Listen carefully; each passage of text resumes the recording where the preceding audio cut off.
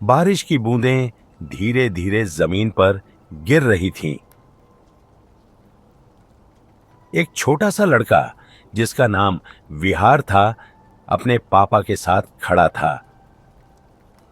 उसकी नन्ही उंगली उसके पापा की उंगली में फंसी हुई थी।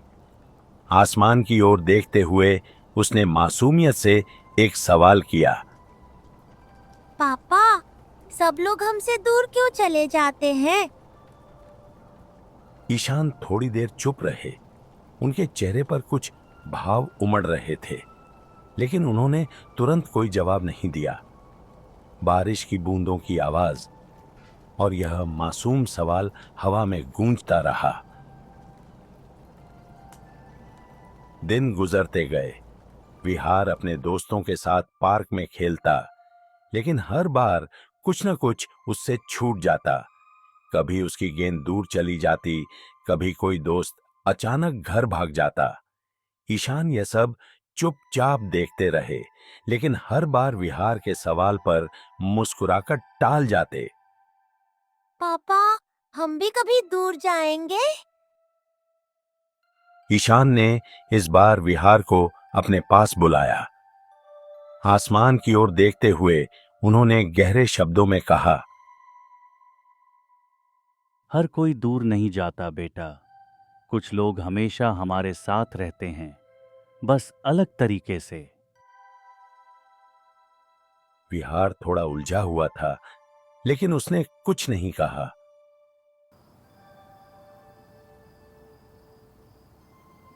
रात को जब वह सो रहा था, ईशान घर में इधर उधर चलते रहे। उनकी निगाह एक पुराने फोटो फ्रेम पर पड़ी, जिसमें विहार की मां की मुस्कुराती हुई तस्वीर थी। ईशान के चेहरे पर एक गहरी उदासी छा गई। अगली सुबह जब विहार जागा तो वह खेलने के लिए तैयार था, लेकिन ईशान कहीं दिखाई नहीं दे रहे थे। विहार ने घर के हर कोने में उन्हें ढूंढा, पर उन्हें सिर्फ एक नोट मिला। विहार ने कांपते हुए हाथों से नोट खोला। उसमें लिखा था, मैं कभी दूर नहीं जाऊंगा विहार। जब तुम चांद देखोगे, समझ लेना मैं तुम्हारे साथ हूं।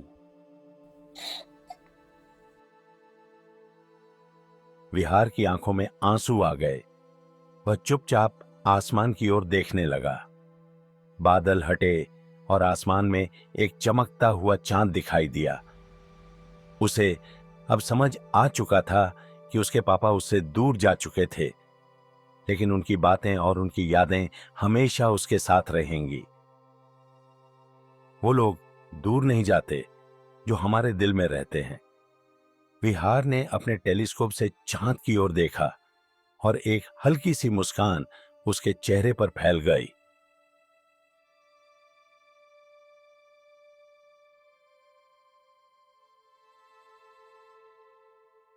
ये कहानियां आपको मिस नहीं करनी चाहिए।